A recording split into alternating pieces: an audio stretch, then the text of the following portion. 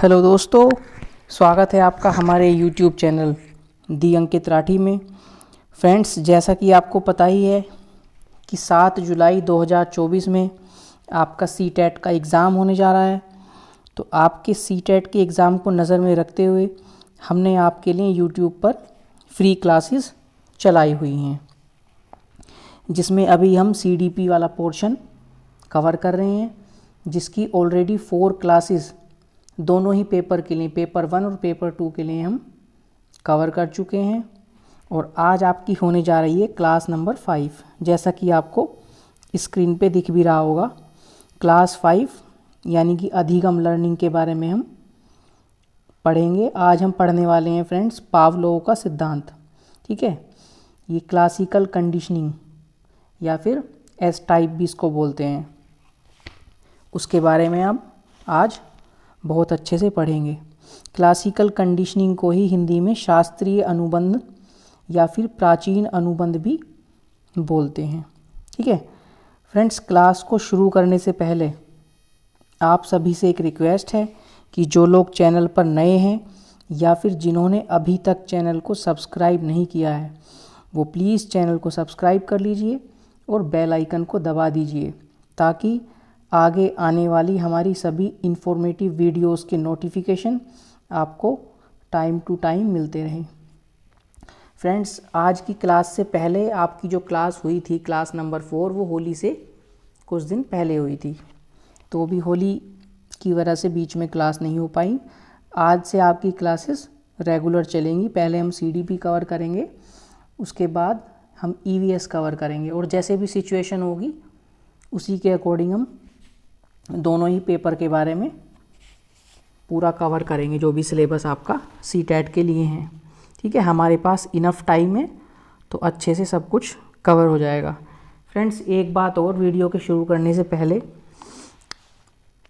आपने सुना होगा कि जब किसी को कोई चीज़ फ्री में मिलती है तो उसकी वैल्यू नहीं होती है। वीडियो अपलोड होने के बाद, क्लास अपलोड होने के बाद पता चलता है कि कितने लोगों ने क्लास को अच्छे से देखा है। तो आप में से 2-4 ही होंगे जो क्लास को अच्छे से देखते होंगे, वरना सब ऐसे ही हैं, कोई क्लास को देखता भी नहीं है। और YouTube पे आपको काफ़ी सारी क्लासेस मिल जाएंगी। जैसे ही आप टॉपिक सर्च करेंगे और CDP डाल देंगे तो आपको सारी क्लासेस मिल जाएंगी, लेकिन किसी भी क्लास का आपको फ्री में PDF नहीं मिलेगा। PDF जहाँ से भी आप लेना चाहेंगे उसके लिए आपका जो सीटेट का सिलेबस है 500, 600, 700, 800 तक आपका चार्ज रहता है, लेकिन आपको एवरी क्लास के बाद यहाँ हमारे चैनल से PDF भी आपको प्रॉपर मिलती है। तो फ्रेंड्स, आप वीडियो को देखते हैं नहीं देखते हैं मुझे तो कोई फ़र्क नहीं पड़ने वाला। आप देखते हैं तो भी आपको ही फ़र्क पड़ेगा, और आप नहीं देखते हैं तो भी आप ही को फ़र्क पड़ने वाला है। ठीक है, इस बार जो सीटेट का आपका एग्ज़ाम होने जा रहा है 7 जुलाई 2024 में, मैं आपको प्रूफ भी करके दिखा दूंगा कि जो आप में से जो भी 1, 2 या 4 जो भी लोग इस क्लास को देख रहे हैं, हमारे चैनल की CDP की या फिर अदर सब्जेक्ट की क्लास को देखेंगे, ठीक है, तो जो पेपर 1 है उसमें अराउंड 120 के आसपास आप स्कोर ईजिली कर सकते हैं। मैं नहीं बोलूँगा कि आप 150 का स्कोर कर देंगे, हाँ, लेकिन 120 का स्कोर आप इजीली अच्छे से कर सकते हैं, केवल क्लास के दिए गए नोट्स और क्लास को आप अच्छे से रिवीजन करते हैं। ठीक है, और रही बात पेपर 2 की, तो पेपर 2 में भी 105 से लेके 110 तक या 15 तक भी स्कोर आपका इजीली हो जाएगा, केवल इसी को पढ़ के। ठीक है, और ये बात रिज़ल्ट आने पे आपको प्रूफ भी हो जाएगी, जैसे ही सीटेट का रिज़ल्ट देखने को मिलेगा। तो चलिए बिना देरी के शुरू करते हैं आज की क्लास। आज का आपका टॉपिक रहने वाला है पावलोव का सिद्धांत। ठीक है, तो हम थोड़ा सा ऊपर करेंगे स्लाइड को। सबसे पहले हम देखेंगे कि अधिगम के बारे में, यानी कि सीखने के बारे में एक लाइन लिखी हुई है, व्यवहार का वांछित परिवर्तन जो स्थायी हो, अभ्यास और अनुभव से हो, सीखना कहलाता है, यानी कि लर्निंग। इस लाइन का क्या मतलब है फ्रेंड्स? इसका मतलब है कि जो व्यवहार होता है उसमें वांछित परिवर्तन, ठीक है, जो स्थायी हो, ठीक है, परमानेंट हो, उसे, और अभ्यास से हो, प्रैक्टिस से किया गया हो, और अनुभव से हो, एक्सपीरियंस से हो, उसे सीखना कहते हैं। ये नहीं है कि कोई इंसान है दारू पी के आता है, ठीक है, दारू पी के आता है, नशे में वो कुछ भी काम करता है या कुछ भी बोलता है और जैसा ही नशा उतर जाता है फिर से वो वैसा का वैसा ही। तो इस तरह से दारू पीने के बाद किसी काम को करना है, कुछ भी कोई भी व्यवहार करना, वो वांछित और स्थायी परिवर्तन नहीं होता, ठीक है। उसके द्वारा उस समय किया गया कार्य सीखना नहीं कहलाएगा, ठीक है। ये मैंने आपको एग्जाम्पल दिया है। सीखना केवल तभी होगा, वांछित परिवर्तन होगा व्यवहार में और परमानेंट होगा यानी कि स्थायी होगा, ठीक है। नशे में किया गया व्यवहार उसे सीखना हम नहीं कहेंगे, ठीक है। चलिए एक क्वेश्चन देख लेते हैं, अधिगम के से रिलेटेड क्वेश्चन है और ये बहुत ही इंपॉर्टेंट है, ये एग्ज़ाम में पूछा हुआ है और आपको इजीली इसी क्लास में पढ़ के याद भी रहेगा। तो क्वेश्चन आपका है, आदत ज्ञान एवं अभिवृत्तियों का अर्जन करना ही अधिगम है, ये कथन किसका है, किस मनोवैज्ञानिक ने ये कहा था। तो फ्रेंड इसका राइट आंसर हो जाएगा आपका क्रो एंड क्रो, ठीक है। एक मनोवैज्ञानिक थे क्रो एंड क्रो, बहुत ही महत्वपूर्ण हैं। उन्होंने ये कथन दिया था कि आदत ज्ञान एवं अभिवृत्तियों का अर्जन करना ही अधिगम है यानी कि सीखना है, ठीक है। बीच बीच में हमने क्लास के आपके लिए क्वेश्चन ऐड्स किए हुए हैं, वो वही क्वेश्चन है जो आपके एग्ज़ाम में प्रीवियस ईयर एग्ज़ाम में या तो पूछे हुए हैं या फिर अपकमिंग आपके एग्ज़ाम के दृष्टि से बहुत ही महत्वपूर्ण है, ठीक है। तो बीच बीच में जो 2-4 क्वेश्चन दिए हैं आप उनको अच्छे से लर्न कर लेंगे। अब देखते हैं हम सीखने की विशेषता क्या होती है। सीखने की विशेषता, सीखना जीवन भर चलने वाली प्रक्रिया है। जो इंसान सीखता है जन्म से लेके डेथ तक, ठीक है, मरने तक इंसान कुछ ना कुछ सीखता रहता है, कुछ ना कुछ एक्सपीरियंस तजुर्बे उसको मिलते रहते हैं, ठीक ना। ठीक, सीखना व्यवहार का वांछित परिवर्तन है। जब हम कोई चीज़ सीखते हैं तो हमारे व्यवहार में क्या होता है, एक्सेप्टेबल वांछित परिवर्तन होते हैं, उसी को क्या बोलते हैं, सीखना। फ्रेंड्स बहुत ही धीरे धीरे पढ़ेंगे, बहुत ही ईजिली पढ़ेंगे ताकि आपको अच्छे से समझ भी आ जाए और जो भी आपने पढ़ा है या सुना है आप केवल सुनते भी हैं कान में हेडफोन लगा के तो भी आपको लर्न हो जाएगा इजीली, इसलिए हम बहुत धीरे धीरे पढ़ेंगे। तो क्या होता है सीखना, जीवन भर चलने वाली प्रक्रिया है और व्यवहार का वांछित परिवर्तन। व्यवहार में जो एक्सेप्टेबल चेंजेस होते हैं उसको सीखना बोलते हैं, ठीक है। थोड़ा सा ऊपर करेंगे स्लाइड को, आई थिंक आपको दिख रहा होगा, थोड़ा बड़ा कर लें, ठीक है। एक पॉइंट दिया गया है आपका, यह सकारात्मक और नकारात्मक भी हो सकता है। जो इंसान सीखता है वो पॉजिटिव भी हो सकता है यानी सकारात्मक भी हो सकता है और निगेटिव भी हो सकता है यानी कि नकारात्मक भी हो सकता है। कई बार आपने देखा होगा कोई इंसान गलत चीज़ें भी सीख लेता है, गलत वातावरण में इंसान बैठता है। कई बार बच्चे जो स्ट्रीट चिल्ड्रन होते हैं उन स्ट्रीट चिल्ड्रन के साथ खेलने पर तो गंदी हैबिट सीख जाते हैं, गालियाँ देना सीख जाते हैं, ठीक है। तो ये जो होता है लर्निंग पॉजिटिव भी हो सकती है और निगेटिव भी हो सकती है यानी कि सकारात्मक या नकारात्मक भी हो सकती है, ठीक है। एक क्वेश्चन हमने आपके लिए ऐड किया है, एक या 2 क्वेश्चन हमने आपके लिए ऐड किए हैं सीखने से संबंधित, लर्निंग से संबंधित। तो पहला क्वेश्चन आपका है, अनुकूलित क्रिया के परिणाम स्वरूप आदत का निर्माण ही अधिगम है। जो अनुकूलन करके हमने क्रिया की है उसके परिणाम स्वरूप आदत का निर्माण करना, ठीक है, इसको अधिगम कहते हैं। ये परिभाषा किसने दी है, तो फ्रेंड्स याद रखेंगे एक मनोवैज्ञानिक थे मिस्टर हिलगार्ड, ठीक है। हिलगार्ड ने ये परिभाषा दी है कि अनुकूलित क्रिया के परिणाम स्वरूप आदत का निर्माण ही अधिगम है। जो क्वेश्चन ऐड किए हैं हमने आपकी आज की क्लास में वो ब्लू कलर से हाईलाइट कर दिए ताकि आपको अच्छे से याद ध्यान रहे कि ये क्वेश्चंस दिए गए हैं। आज की क्लास बहुत ही छोटी होने वाली है, जल्दी ख़त्म हो जाएगी, ऐसी कोई आधे घंटे की भी क्लास आज की नहीं है। आई थिंक 20 से 30 मिनट की हो सकती है इसी बीच, ठीक है। तो क्या हो जाएगा, अनुकूलित क्रिया के परिणाम स्वरूप आदत का निर्माण ही अधिगम है। यह परिभाषा हिलगार्ड्स के द्वारा दी गई है, ठीक है। नेक्स्ट क्वेश्चन है आपका, सीखने की प्रक्रिया का प्रथम सोपान है। मतलब जो सीखता है, सीखते हैं, जो लर्निंग होती है उसकी प्रक्रिया का फर्स्ट स्टेप क्या होता है, सोपान क्या है। तो पहला स्टेप होता है जिज्ञासा यानी कि क्यूरियोसिटी, ठीक है। जब हमें किसी चीज़ को सीखने की, किसी काम को करने की जिज्ञासा होती है, क्यूरियोसिटी होती है, तो हम अच्छे से सीखते हैं, ठीक है। फ्रेंड ध्यान रखेंगे, जो भी कंटेंट आपको क्लास में कराया जा रहा है, चाहे सीडीपी है, ईवीएस है या अदर सब्जेक्ट है, केवल इसको पढ़ के, ठीक है, इससे अलग कुछ नहीं पढ़ना आपको। केवल इसको पढ़ के पेपर 1 में 120 प्लस आप स्कोर कर सकते हैं। पेपर 2 में 105 से लेके 110 या 15 तक आप स्कोर कर सकते हैं। इस बात की गारंटी है मेरी। और ये मैं आपको रिज़ल्ट के दिन, सीटेट जुलाई 2024 का जो रिज़ल्ट जिस दिन आएगा उस दिन मैं आपको ये बात प्रूफ करके दिखा दूंगा। अच्छा, एक बात और बीच में, 2 अप्रैल यानी कि कल की जो है डेट थी, वो लास्ट डेट थी सीटेट का फॉर्म भरने की। आप में से काफ़ी भाई बहन ऐसे हैं जो सीटेट का फॉर्म भर ही नहीं पाए, क्योंकि लास्ट डेट में लोग भरते हैं और लास्ट डेट में सर्वर बहुत डाउन था। कल मैंने भी किसी का फॉर्म भरने की कोशिश की तो सर्वर बहुत डाउन था, बार बार साइट लॉग आउट हो जा रही थी। तो किसी की फ़ीस सबमिट नहीं हुई है, किसी का कुछ नहीं हुआ। तो हो सकता है कि सीटेट के फॉर्म की डेट बढ़ सकती है। तो सीटेट के फॉर्म की डेट बढ़ेगी तो आपको इन्फॉर्म कर दिया जाएगा। जिनके फॉर्म नहीं भरे गए हैं वो फिर कैफ़े से ये खुद भर लेंगे। और फिर भी कोई दिक्कत आती है फॉर्म भरने में तो आप मुझे डायरेक्ट मैसेज या कॉल कर सकते हैं, ठीक है। मोस्टली सीटेट का फॉर्म भरने में दिक्कत क्या आती है, फ़ोटो जो आप इमेज डाउनलोड वो करेंगे, अपलोड करेंगे, उसमें दिक्कत आती है, उसका रीसाइज़ करने में और सिग्नेचर का रीसाइज़ करने में। तो इस तरह की प्रॉब्लम के सॉल्यूशन के लिए IM रीसाइज़र करके एक साइट है, आप गूगल पे टाइप करें कि वहाँ से भी कर सकते हैं या फिर डायरेक्ट भी आपका हो जाएगा। एक चीज़ और, फ़ोटो जब आप अपलोड करते हैं तो उससे पहले फ़ोटो को स्कैन कर लें अपने मोबाइल से अच्छे से, उसकी क्लियर फ़ोटो, ठीक है, उसकी क्लियर फ़ोटो आपको फोकस लेके स्कैन करनी है। ऐसा आप नहीं करेंगे तो कई बार आप साइज़ फ़ोटो का ठीक कर देंगे।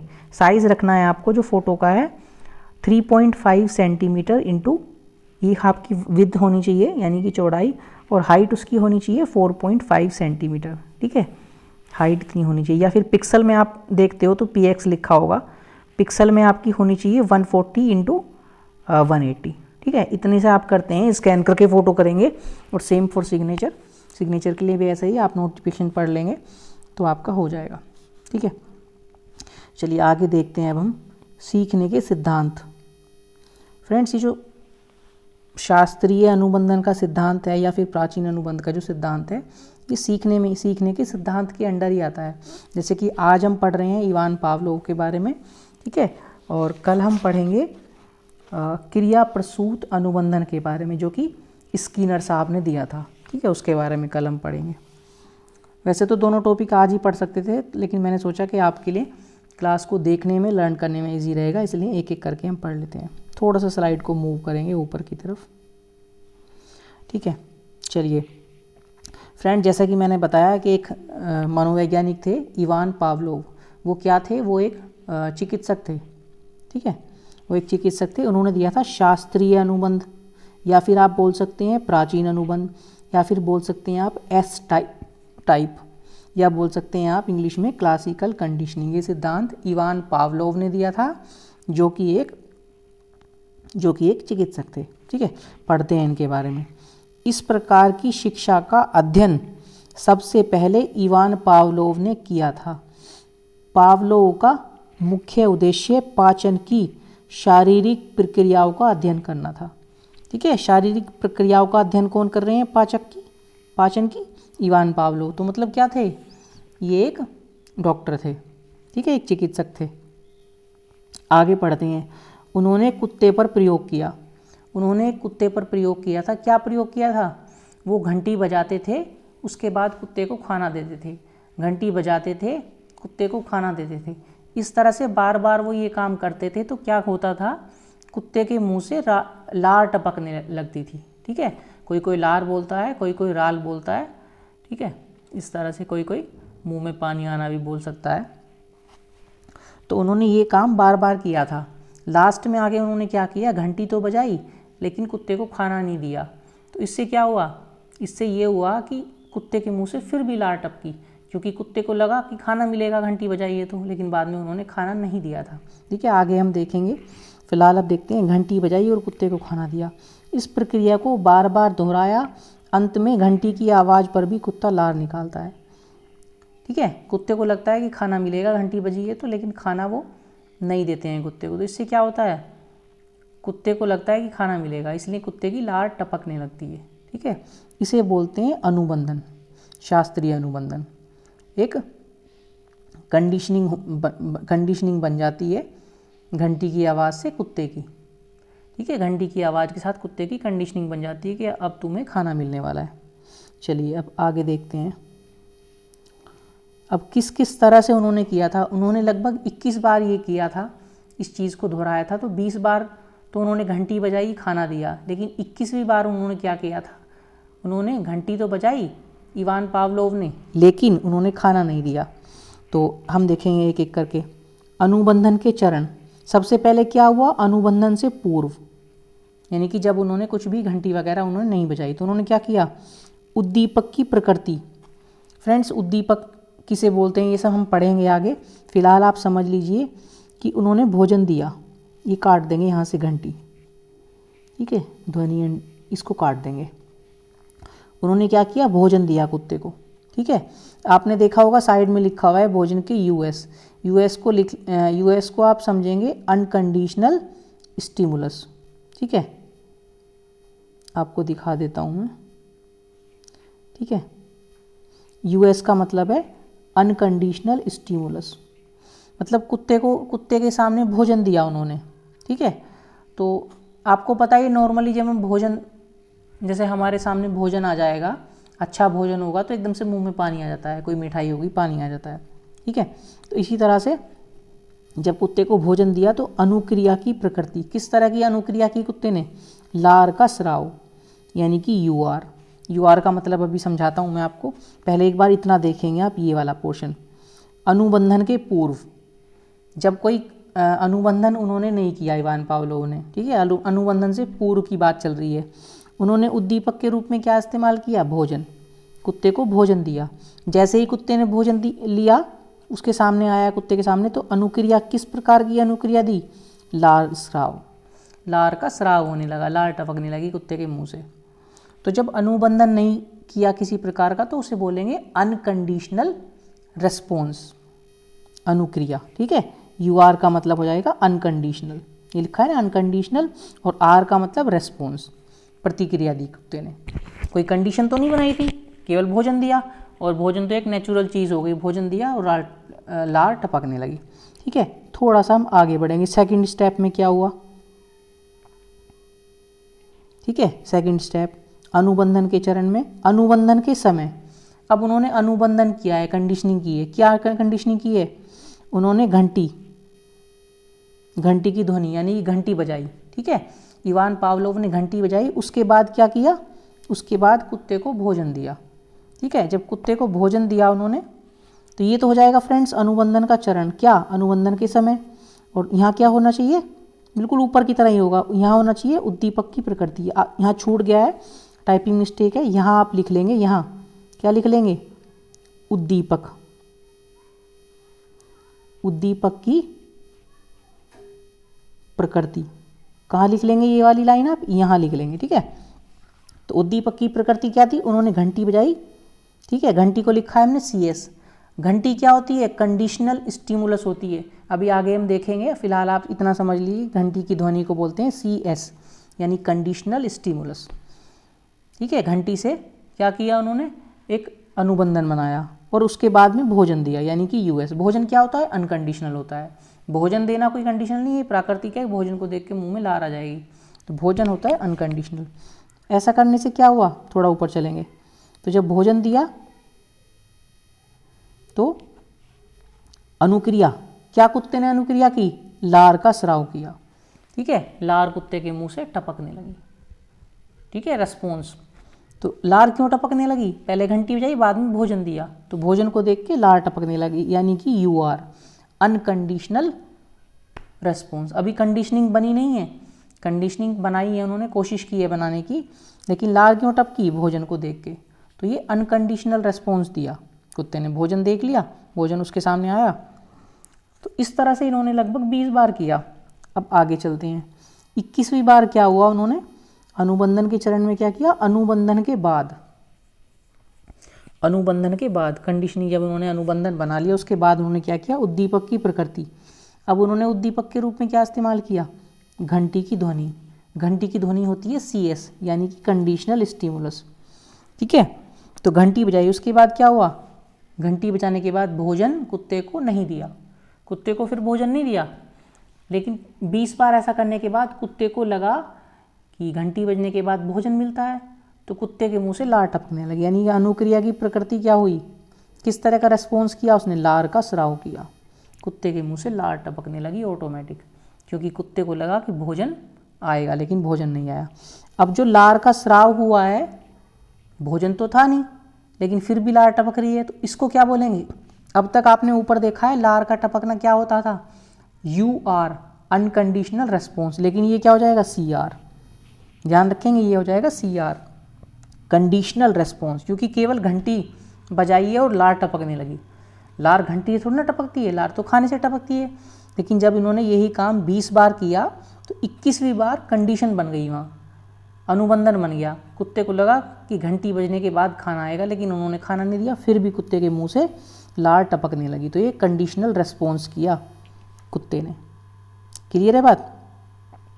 जैसे कि मैं एक बहुत अच्छा एग्जांपल आपको बताता हूँ कि सपोज़ कीजिए आज 31 डेट है और दिसंबर का मंथ है और 2023 चल रही है, ठीक है। यानी कि 31 और फिर आप लिखेंगे 12 और फिर लिखेंगे आप 2023 2023, ठीक है। लेकिन जब नेक्स्ट डे, जब 1 तारीख आपको लिखनी होती है तो आप कैसे लिखते हैं, 31, ठीक है, 12 2023 लिख दिया आपने। लेकिन जब नेक्स्ट डे 1 तारीख आ जाती है, नया साल आ जाता है, आप क्या लिखते हैं, 1/12/2023, आप यही लिख देते हैं, क्योंकि अनुबंधन बन जाता है। आपको कई बार याद नहीं रहता, आप डेट तो चेंज कर देंगे लेकिन मंथ वही छोड़ देंगे और ईयर वही छोड़ देते हैं, या फिर इन दोनों में से कोई एक वही छोड़ देंगे, क्योंकि अनुबंधन बन जाता है। आपको लगता है कि जो चला आ रहा है पीछे से वही है, बाद में आपका अचानक से ध्यान जाता है कि 2024 हो गया है, यहाँ पे मंथ 1 हो गया है, ठीक है। ये इसके लिए एग्जाम्पल मैंने दिया है केवल। अब इसके कुछ महत्वपूर्ण संप्रत्यय है जो आपको मैं अनकंडीशनल स्टिमुलस, ठीक है, कंडीशनल स्टिमुलस, अनकंडीशनल रेस्पॉन्स और कंडीशनल रेस्पॉन्स, CSCRM के बारे में बोल रहा था, वो आपको यहाँ क्लियर हो जाएंगे। सबसे पहले हम देखते हैं उद्दीपक। उद्दीपक हमने पढ़ा है ना पीछे अभी, तो क्या होता है उद्दीपक, एक एक करके पढ़ेंगे। वह वस्तु, दृश्य, घटना जिस पर हम प्रतिक्रिया दे सकते हैं उद्दीपक कहलाता है। मतलब आपने कोई दृश्य देख लिया, सपोज़ कीजिए आपने बहुत अच्छा दृश्य देख लिया, तो आप क्या प्रतिक्रिया देंगे, अरे वाह, वाओ ब्यूटीफुल, ठीक है। कोई अच्छी पिक्चर आपने देख ली, वाओ नाइस, ठीक है।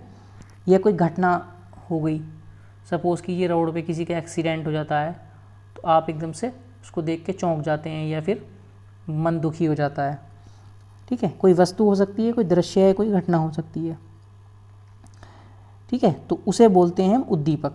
अब उद्दीपक 2 प्रकार के होते हैं, कौन कौन से, थोड़ा हम ऊपर लेंगे, स्लाइड को थोड़ा ऊपर ले लेंगे फ्रेंड्स। एक तो होता है आपका अनअनुबंधित, या इसी को बोलते हैं स्वाभाविक। स्वाभाविक मतलब नेचुरल, जो खुद से ही होता है, जो एक नेचुरल चीज़ होती है, ठीक है।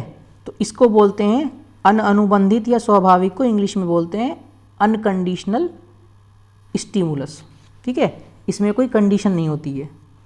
तो ये क्या होता है, ध्यान रखेंगे, ये नेचुरल होते हैं। जैसे कि भोजन, आपके सामने मिठाई रखी है, ठीक है, बहुत अच्छी अच्छी मिठाई रखी है, तो आपका क्या होगा मन में, आपके मुंह से लार टपकने लगेगी या फिर लाल टपकने लगेगी, या कहते हैं मुंह में पानी आ गया, होता है ना।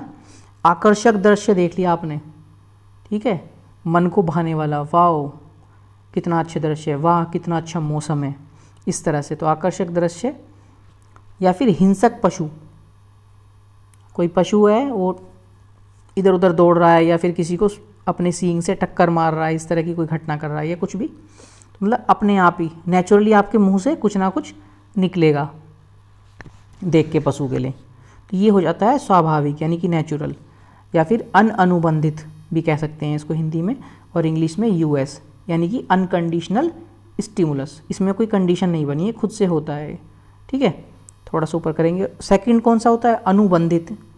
अनुबंधित किसे कहते हैं, जिसको हम बनाते हैं, क्रिएट करते हैं, या फिर अस्वाभाविक उद्दीपक भी बोलते हैं। स्वाभाविक नहीं होता है, ये नेचुरल नहीं होता, इसको बनाया जाता है, क्रिएट किया जाता है, ठीक है। तो जब क्रिएट किया जा रहा है तो उसको बोलते हैं हम कंडीशन, कंडीशनड स्टिमुलस, शॉर्ट में लिखेंगे CS। अब आपको क्लियर हो गया होगा कंडीशनड क्या होता है और अनकंडीशनड क्या होता है। ठीक है, अनकंडीशन में नेचुरल होता है और कंडीशन में बनाया जाता है, जैसे कि दरवाज़ा, डॉक्टर, अंधेरा, रोशनी, घंटी की आवाज़। घंटी की आवाज़ कंडीशनल होती है, मैंने बताया था ना आपको, घंटी की आवाज़ कंडीशनल स्टिमुलस होती है। कैसे होती है इसका एग्जाम्पल पीछे दिया गया है, बाकी इनके बारे में भी एक एक करके मैं बता देता हूँ। सपोज़ कीजिए अंधेरा हुआ है कहीं और आपको अंधेरे से डर लगता है। ठीक है, अंधेरे से आपको डर लगता है तो ये क्या हो जाएगी, ये कंडीशनल रिस्पॉन्स हो जाएगा, स्टिमुलस हो जाएगा कि अंधेरे में आपको डर लगता है, अलग अलग तरह की अजीब अजीब तरह की आपको आवाज़ें आ रही हैं अंधेरे में, तो आपको क्या होगा, एक कंडीशनल स्टिमुलस बन जाएगा। जब भी अंधेरा होगा तो आपको डर लगने लगेगा कि अंधेरा हो गया, अब अजीब अजीब आवाज़ें आएंगी। या फिर डॉक्टर आएगा और आपको क्या करेगा, सुई लगा देगा, तो आपको क्या फील होगा कि डॉक्टर आएगा, सुई लगाएगा, फिर हमें दर्द होगा। तो जब भी डॉक्टर आएगा तो आपको ये कंडीशन बन जाएगी, CS बन जाएगा कि डॉक्टर आया, आप सुई लगाएगा और सुई लगाने पे आप रोओगे, आपको दर्द होगा। इसी तरह से दरवाज़ा, जैसे छोटा बच्चा होता है, माँ कभी कभी दरवाज़ा खोलती है और एकदम से बाहर से कुछ ऐसी आवाज़ करती है, भूत वगैरह के लिए, भूत इस तरह से कुछ बोलती है, 2-3 बार इस तरह से करते हैं, और जब फिर अगेन कई बार करने के बाद जब दरवाज़ा खुलेगा तो आप एकदम से डर जाएंगे, ये भूत आ सकता है या फिर भूत की आवाज़ें आएगी इस तरह से। तो ये होती है कंडीशनल स्टिमुलस। दरवाज़ा हो गया, डॉक्टर हो गया, डर लगेगा आपको कि सुई डॉक्टर लगा देगा। इसी तरह से अंधेरा या फिर रोशनी भी हो सकती है, और घंटी की आवाज़ के बारे में तो आपको बताया है। ये सब क्या होते हैं, कंडीशनल स्टिमुलस। ठीक है, आपको इनके बारे में क्लियर हो गया होगा। एक वर्ड्स हुआ था फ्रेंड्स, यूज़ हुआ रेस्पॉन्स, अनुक्रिया हुआ था ना, अनुक्रिया कह सकते हैं या फिर प्रतिक्रिया कह सकते हैं, रेस्पॉन्स। तो उसमें भी था अनकंडीशनल रेस्पॉन्स, यानी कि UR और US था। एक तो उसमें UR था आपका, एक तो था उसमें आपका UR, unconditional response. Unconditional response कब देते हैं हम, ये कोई कुत्ता है कोई भी कब देता है, जब सामने क्या आता है, ऐसा स्टिमुलस आता है जो नेचुरल हो, यानी अनकंडीशनल स्टिमुलस। US सामने आएगा तो क्या होगा, UR का रिलेशन बनेगा। ठीक है, और कंडीशनल स्टिमुलस सामने आएगा जैसे कि घंटी की आवाज़, तो क्या बनेगा, कंडीशनल रेस्पॉन्स होगा, CR। ठीक है, तो रेस्पॉन्स के बारे में, ये रेस्पॉन्स है फ्रेंड्स, प्रतिक्रिया, इसके बारे में भी पढ़ लेते हैं अभी। ठीक है, थोड़ा ऊपर करेंगे स्लाइड को। हाँ, तो ये क्या होता है, उद्दीपक के उपस्थित होने पर किया गया व्यवहार प्रतिक्रिया कहलाता है। बिल्कुल सही बात है, उद्दीपक आता है आपके सामने, कोई खाना आता है, घंटी की आवाज़ आती है, डॉक्टर या कुछ भी, तो उसके बाद जो आप रेस्पॉन्स करते हैं उसे उद्दीपक बोलते हैं। यह दो प्रकार की होती है। नंबर 1 अनुबंधित यानी कि स्वाभाविक, अनअनुबंधित या फिर स्वाभाविक, जैसे वो था ना पहले उद्दीपक, उसी की तरह ये प्रतिक्रिया भी है। दूसरा अनुबंधित या अस्वाभाविक, ये नेचुरल नहीं होता और ये नेचुरल होता है। ठीक है, तो दोनों को देखेंगे। पहला वाला अनअनुबंधित या स्वाभाविक प्रतिक्रिया, US के उपस्थित होने पर दी गई प्रतिक्रिया यानी कि UR। अनअनुबंधित मतलब कोई कंडीशन नहीं है, तो अनकंडीशनल स्टिमुलस। ठीक है, US, जैसे कि खाना, फूड दिया, फूड में कोई कंडीशन थोड़ी है, फूड तो नेचुरल है, फूड को देखने के बाद आपके मुंह में लार आ जाती है, तो किस तरह का रेस्पॉन्स करेगा, UR, कोई कंडीशन नहीं है तो अनकंडीशनल रेस्पॉन्स। ठीक है, आप 1-2 बार पढ़ेंगे आपको लर्न हो जाएगा इजीली। ठीक है, इसी तरह से सेकंड वाला देखते हैं, अनुबंधित या अस्वाभाविक प्रतिक्रिया, मतलब जो क्रिएट की जाती है, कोई जो स्टिमुलस कोई दिया जाता है, क्रिएट किया जाता है, उसके बाद जो प्रतिक्रिया दी जाती है उसे क्या बोलते हैं, अनुबंधित या अस्वाभाविक प्रतिक्रिया, यानी CS के उपस्थित होने पर। CS मतलब कंडीशनल स्टिमुलस के उपस्थित होने पर। कंडीशनल स्टिमुलस क्या होता है, जैसे घंटी की आवाज़। ठीक है, जैसे घंटी की आवाज़ क्या होता है, घंटी बजाएंगे तो कंडीशनल स्टिमुलस हमने क्रिएट कर दिया, तो फिर प्रतिक्रिया कैसी होगी, प्रतिक्रिया भी कंडीशनल होगी। C का मतलब कंडीशनल और R का मतलब रेस्पॉन्स। ठीक है। तो कंडीशनल स्टिमुलस देंगे तो कंडीशनली रेस्पॉन्स आपको प्राप्त होगा। ये क्वेश्चन एग्जाम में पूछा हुआ है, तो आप ध्यान रखेंगे। कंडीशनल स्टिमुलस उपस्थित होने पर रेस्पॉन्स कैसा मिलता है? कंडीशनल रेस्पॉन्स मिलता है। ठीक है फ्रेंड्स, बीच बीच में हिंदी में टाइपिंग में थोड़ी थोड़ी कभी कभी दिक्कत हो जाती है। ठीक है, तो आप ठीक कर लेंगे। जैसे उद्दीपक लिखा हुआ है तो यहाँ दे के नीचे हल्का सा इस तरह से डंडा लगेगा, उससे पता चलता है कि आधा दे बना हुआ है। तो कहीं कहीं छोटी मोटी है, ज़्यादा नहीं। ज़्यादा तो मैंने इसमें नहीं है, मैंने एडिट कर लिया था, लेकिन फिर भी कोई हो जाती है तो मैं आपको क्लास के बीच में बता दूंगा, आप खुद से आप उसे ठीक करके लिख लीजिएगा। ठीक है, चलिए अब आगे देखते हैं। फ्रेंड्स, हमने उद्दीपक के बारे में पढ़ लिया, हमने प्रतिक्रिया के बारे में पढ़ लिया। ठीक है, और अब एक चीज़ और पढ़ेंगे हम। जो उद्दीपक होता है, उद्दीपक दो प्रकार का होता है। ठीक है, उद्दीपक जो होता है दो प्रकार का होता है। उद्दीपक के बारे में पढ़ तो लिया हमने, लेकिन उद्दीपक दो प्रकार का होता है। कौन कौन से दो प्रकार? पहला वाला प्रकृत्यात्मक यानी एपिटिटिव। ये होता है पॉजिटिव, अच्छी चीज़ों के मन में अच्छी चीज़ों को देख के जो मन में विचार होता है। ठीक है, दूसरा होता है प्रतिकूलात्मक एवेसिव। फ्रेंड्स, जो पॉजिटिव होता है अच्छी चीज़ों को देख के, वो उससे जल्दी क्या होता है? अनुबंधन बनता है। जो निगेटिव चीज़ें होती हैं उनसे थोड़ा सा लेट अनुबंधन बनता है, देर से बनता है। अब देखेंगे कौन कौन से। जो प्रकृत्यात्मक होता है उसमें क्या होता है? भोजन, मिठाई, प्यारा बच्चा, आकर्षक दृश्य। भोजन है, अनकंडीशनल स्टिमुलस है। ठीक है, तो भोजन को देख के खुद ही मन में अच्छा वो हो जाएगा, लार आ जाएगी, या मिठाई आ जाएगी। मिठाई को देख के, या फिर प्यारा बच्चा हो तो मन से एकदम क्या होगा? वाह कितना प्यारा बच्चा है। ठीक है, ऐसी कोई आकर्षक दृश्य को देख के वाह कितना अच्छा दृश्य है। इसी तरह से प्रतिकूलात्मक, जैसे हिंसक पशु को हमने देख लिया तो उससे क्या होगा? देख के उस मन में डर का भाव भर जाएगा, ये निगेटिव होता है। विद्युत करंट लग गया किसी को, एकदम से डर जाएगा इंसान। या फिर इंजेक्शन, ठीक है, इंजेक्शन लगने के डर से। या फिर सांप को देख लिया तो इनसे क्या होता है? एकदम से निगेटिव मन में इफेक्ट आता है। ठीक है, जो निगेटिव चीज़ आती है मन में उसको बोलते हैं प्रतिकूलात्मक। ठीक है, और प्रतिकूलात्मक होते हैं वो उद्दीपक। और जिनसे पॉजिटिव चीज़ आती है, ठीक है, अच्छा भाव आता है, वो होते हैं प्रकृत्यात्मक यानी एपिटिटिव। ठीक है, एपिटिटिव उद्दीपक होते हैं वो। चलिए, अब अनुबंधन के लिए क्या शर्तें होती हैं? ठीक है, इनको देखना भी ज़रूरी है कि क्या क्या शर्तें अनुबंधन के लिए होती हैं। फ्रेंड्स, पहला होता है विलंबित या विलंब अनुबंधन। अब ये क्या होता है विलंब अनुबंधन? जो घंटी होती है यानी कि CS को US यानी कि फूड से पहले प्रस्तुत करना। ठीक है, खाना देने से पहले घंटी बजाई, उसके बाद खाना दिया तो क्या होगा? इस प्रकार का अनुबंधन शीघ्रता से बन जाता है। बिल्कुल सही बात है, पहले घंटी बजाई हमने, फिर खाना दिया, तो कुत्ता समझ जाएगा कि घंटी बजती है, खाना मिलता है, तो अनुबंधन इस प्रकार का जल्दी बन जाएगा। इस प्रकार के अनुबंधन को बोलते हैं विलंबित या फिर विलंब अनुबंधन। ठीक है फ्रेंड्स, सेकंड होता है सहकालिक अनुबंधन। सहकालिक का मतलब है साथ साथ, दोनों CS व US दोनों साथ साथ दिए जाते हैं। खाना और घंटी बजा रहे हैं, साथ के साथ खाना दे रहे हैं, तो अनुबंधन बनेगा किंतु देर से, क्योंकि कुत्ते को आपने टाइम ही नहीं दिया, घंटी और खाना एक साथ ही दे दिया। ठीक है ना, तो अनुबंधन तो बन जाएगा, अनुबंधन तो, लेकिन थोड़ा देरी से बनेगा। इसी प्रकार ये 4 प्रकार के होते हैं फ्रेंड्स। नंबर 3 एक होता है पश्चगामी अनुबंधन। पश्चगामी का मतलब है आपने घंटी बाद में बजाई, पहले खाना दे दिया। CS घंटी से पहले US यानी फूड दे दिया, तो अनुबंधन बनेगा ही नहीं। फ्रेंड्स, अनुबंधन बचाई कहाँ?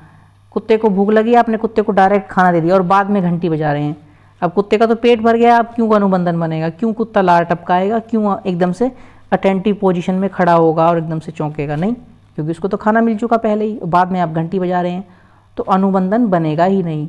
और इस प्रकार के अनुबंधन को बोलते हैं पश्चगामी अनुबंधन। क्लियर? अब लास्ट बचता है आपका द्वितीय कोटि या फिर अवशेष अनुबंधन। अब ये क्या होता है? थोड़ा ऊपर करेंगे स्लाइड को। द्वितीय कोटि या अवशेष अनुबंधन इसको बोलते हैं। अनुबंधन के समय कोई और उद्दीपक उपस्थित नहीं होना चाहिए, अन्यथा उस उद्दीपक से भी अनुबंधन बन जाता है। मान लीजिए आप घंटी बजा रहे हैं, उसके बाद कुत्ते को खाना दे रहे हैं, घंटी बजा रहे हैं फिर कुत्ते को खाना दे रहे हैं, तो इससे क्या होगा, अनुबंधन बन जाएगा। लेकिन इसमें क्या कहा गया है, ये किस तरह का अनुबंधन होता है कि अनुबंधन के समय कोई और उद्दीपक उपस्थित नहीं होना चाहिए। मतलब घंटी बजा रहे हैं आप और पीछे से आपके हॉर्न की आवाज़ आ रही है, पों पों पों पों, या फिर ट्रेन की आवाज़ आ रही है छुक छुक छुक छुक छुक छुक छुक छुक, तो कुत्ते को क्या लगेगा, ट्रेन की जब आवाज़ होगी तो अनुबंधन बन जाएगा, हॉर्न बजेगा तब अनुबंधन बन जाएगा। तो इसलिए अनुबंधन जब बनाते हैं तो एक ही उद्दीपक होना चाहिए, कोई दूसरा उद्दीपक होगा साथ में तो उससे भी अनुबंधन बन जाता है। ठीक है, आई होप कि आपको क्लियर हो गया होगा कि जो 4th नंबर का है, द्वितीयक या अवशेष अनुबंध किसे बोलते हैं, कि अनुबंधन के समय उद्दीपक एक ही होना चाहिए, दूसरा नहीं होना चाहिए। दूसरा उद्दीपक भी होगा साथ में, कोई हॉर्न की आवाज़, कोई ट्रेन की आवाज़ या किसी और चीज़ की आवाज़, तो उससे भी अनुबंधन बन जाता है। ठीक है, अब जो इन्होंने सिद्धांत दिया था इवान पावलोव ने, ठीक है, तो जे.बी. वाटसन थे, जे.बी. वाटसन के बारे में हमने पहली ही क्लास में पढ़ा था। ठीक है, एक मनोवैज्ञानिक थे जे.बी. वाटसन, उन्होंने समर्थन किया था इस सिद्धांत का, और इसको साबित करने के लिए, इसको सिद्ध करने के लिए उन्होंने 2 बच्चों को लिया था। देखिए पढ़ते हैं, इसको साबित करने के लिए वाटसन ने 2 बच्चों को चुना था। ठीक है, दोनों 11 माह के थे, 11 माह के दोनों बच्चे थे। पहला अल्बर्ट था, पहले का नाम था अल्बर्ट और दूसरे का नाम था पीटर। ठीक है, इन दोनों के बारे में पढ़ते हैं हम। अल्बर्ट क्या करता था, वह खरगोश के साथ खेलता था, हंसता था, खेलता था, खुश होता था, खरगोश से डरता नहीं था। ठीक है, तो अल्बर्ट को क्या किया, खरगोश से डरा दिया इस प्रयोग के द्वारा। ये वाला प्रयोग किया अनुबंधन वाला और खरगोश से डरा दिया। कैसे, जैसे खरगोश जब भी खरगोश के साथ अल्बर्ट खेलता होगा तो पीछे से कोई डरावनी आवाज़ निकालती, हू, भूत की आवाज़ निकाल दी इस तरह से, तो बाद में क्या हुआ, खरगोश से अल्बर्ट डरने लगा। शास्त्रीय अनुबंधन के सिद्धांत के द्वारा अल्बर्ट को वाटसन ने डराना सिखा दिया। ठीक है, एक जो दूसरा बच्चा था उसका नाम था फ्रेंड्स पीटर। पीटर क्या करता था, यह खरगोश से डरता था। पीटर खरगोश के साथ खेलता नहीं था, पीटर डरता था खरगोश से। तो इस सिद्धांत के द्वारा क्या किया, उसके मन से डर को दूर कर दिया पीटर को, फिर पीटर खरगोश से खेलने लगा। इस सिद्धांत के द्वारा उसने ऐसा किया, किसने, जे.बी. वाटसन ने ऐसा किया उन्होंने। ठीक है, अब आ जाता है इसके बारे में थोड़ा आगे चलते हैं, एजुकेशन इम्प्लीकेशन। ठीक है, शिक्षा निहितार्थ, शिक्षा में कैसे इसका इस्तेमाल करते हैं। पावलोव का ये सिद्धांत डर उत्पन्न करने में या डर को दूर करने में किया जा सकता है। ठीक है, पावलोव का जो सिद्धांत है ये इवान पावलोव का शास्त्रीय अनुबंधन का सिद्धांत या फिर कंडीशनल या फिर एस टाइप या फिर प्राचीन अनुबंधन। ठीक है, सॉरी क्लासिकल कंडीशनिंग, मैंने कंडीशन बोल दिया केवल, क्लासिकल कंडीशनिंग का सिद्धांत है। इसका यूज़ कैसे किया जा सकता है, डर उत्पन्न करने में या फिर डर को दूर करने में इसका उपयोग किया जा सकता है। ठीक है, दूसरा पॉइंट क्या है, इसका प्रयोग अच्छी आदत को पैदा करने में, किसी के अंदर, बच्चे के अंदर अच्छी आदत पैदा करना, ठीक है, और बुरी आदत को दूर करने में किया जा सकता है। बिल्कुल किया जा सकता है, किसी बच्चे में अच्छी आदत क्रिएट करने में और बुरी आदत को दूर करने में किया जा सकता है इस प्रयोग का उपयोग। ठीक है, तीसरा, इसका प्रयोग अंधविश्वास को उपयोग या दूर करने में किया जाता है। किसी के मन में अंधविश्वास है तो अंधविश्वास को दूर करने में भी किया जा सकता है और अंधविश्वास का उपयोग करने में भी। ठीक है, दोनों ही इसका डायरेक्शन में इसका यूज़ किया जा सकता है। आई होप कि आपको यहाँ तक क्लियर हो गया होगा। फिर भी कोई दिक्कत है तो आप मैसेज कर सकते हैं और क्लास के लास्ट में कमेंट सेक्शन में आप कमेंट कर सकते हैं। आपके लिए हमने एक क्वेश्चन ऐड किया है। क्वेश्चन है, अधिगम अक्षमता शब्द का पहला प्रयोग किसने किया था। तो फ्रेंड्स याद रखेंगे, सैमुअल क्रिक थे एक। ये क्रिक की स्पेलिंग थोड़ी सी हो सकता है मिस्टेक हो गई है, क्रिक आप लिख लेंगे चेक करके। 1963 में किया था। अधिगम अक्षमता यानी सीखने में जो दिक्कत आती है, अक्षमता। ठीक है, डिसेबिलिटी, लर्निंग डिसेबिलिटी शब्द का प्रयोग सबसे पहले किसने किया था, सैमुअल क्रिक ने किया था 1963 में। ये आप याद रखेंगे, क्वेश्चन पूछा जा सकता है। ठीक है, आई थिंक इतना ही है आज की क्लास में। हाँ, अभी क्वेश्चन भी हैं, 2 क्वेश्चन ऐड किए हैं फ्रेंड्स। सबसे पहले देखेंगे, सबसे पहले हम ये वाला क्वेश्चन देखेंगे, बाद वाला। फ्रेंड्स क्वेश्चन दिया है, इवान पावलोव थे। कौन थे इवान पावलोव, एक शारीरिक वैज्ञानिक यानी कि एक चिकित्सक थे। हमने पढ़ा है शुरू में ही, ठीक है। अब दूसरा क्वेश्चन देख लेते हैं। नीना ने सफ़ेद चूहे से डरना शास्त्रीय अनुबंधन द्वारा सीखा। नीना ने जो है सफ़ेद चूहे से डरना सीखा, कैसे? शास्त्रीय अनुबंधन से, जो इवान पावलोव का सिद्धांत था उसके द्वारा। अगर सफ़ेद खरगोश को दिखाने पर वह डर प्रदर्शन करती है, अब चूहे की जगह सफ़ेद खरगोश को देखा नीना ने, ठीक है, तो उसे कहते हैं सफ़ेद खरगोश को देखने पर भी वो क्या कर रही है? डर रही है, ठीक है। ध्यान से सुनेंगे। डरना तो सीखा था उसने चूहे से, सफ़ेद से, लेकिन उसने क्या किया, उसको फिर बाद में सफ़ेद खरगोश दिखाया तो वो उससे भी डरने लगी। यानी कि वो क्या करती है नीना, चूहे में और खरगोश में अंतर नहीं कर पाती वो, ठीक है। वो सोचती है कि खरगोश ही चूहा है और चूहा ही खरगोश है। तो इस प्रकार की जो कंडीशन है उसे क्या बोलेंगे? उसे बोलते हैं उद्दीपन सामान्यीकरण। याद रखेंगे, क्वेश्चन इंपॉर्टेंट है। मतलब जो उद्दीपक है यानी कि खरगोश या फिर चूहा, उनमें वो डिफरेंस ही नहीं कर पाती है, तो इसे बोलते हैं उद्दीपन सामान्यीकरण। वो दोनों में डिफरेंस ही नहीं कर पाती है, चूहे में और खरगोश में। दोनों ही सफ़ेद हैं, वो सोचती है कि चूहा ही खरगोश है या फिर खरगोश ही चूहा है, ठीक है। इस तरह की कंडीशन को बोलते हैं उद्दीपन सामान्यीकरण। क्लियर? आई थिंक आज की क्लास में इतना ही था। हाँ फ्रेंड्स, बस ये आपका लास्ट क्वेश्चन था। तो आज की क्लास में इतना ही था। ये आज की क्लास बहुत ही हमने छोटी बनाई थी आपके लिए। और कल का आपका टॉपिक रहने वाला है, कल का आपका टॉपिक रहेगा क्रिया प्रसूत अनुबंधन, ऑपरेंट कंडीशनिंग। ये होगा स्किनर साहब का, ठीक है।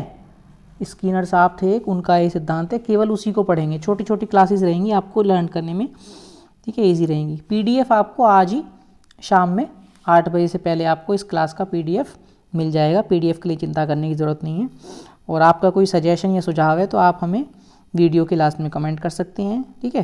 फेसबुक पे हमें फॉलो कर सकते हैं, अंकित राठी के नाम से आईडी बनी है, सेम डीपी लगी है। यूट्यूब, इंस्टाग्राम और फेसबुक पे सेम डीपी लगी हुई है। इंस्टाग्राम पे भी अंकित राठी के नाम से या फिर द अंकित राठी के नाम से भी आईडी बनी है। आप दोनों में से किसी को भी या दोनों को फॉलो कर सकते हैं, ठीक है। टेलीग्राम चैनल है दी अंकित राठी, उसे आप ज्वाइन कर सकते हैं। जिन्होंने ज्वाइन नहीं किया है, आपको पीडीएफ ईजिली मिल जाएगी।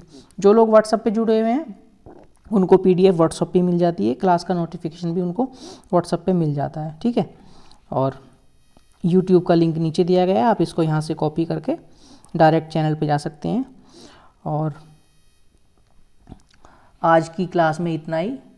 और एक बार फिर से फ्रेंड्स रिक्वेस्ट करता हूँ, जिन्होंने चैनल को सब्सक्राइब नहीं किया अभी तक, वो सब्सक्राइब कर लीजिए। आपके आगे आने वाले गवर्नमेंट टीचिंग एग्ज़ाम में बहुत ही काम आने वाला है चैनल। तो चलिए मिलते हैं फिर कल एक नई क्लास में मिलते हैं। तब तक के लिए आप लोग अपना ध्यान रखिए, ठीक है। मस्त रहिए, स्वस्थ रहिए। Bye bye, take care, thank you.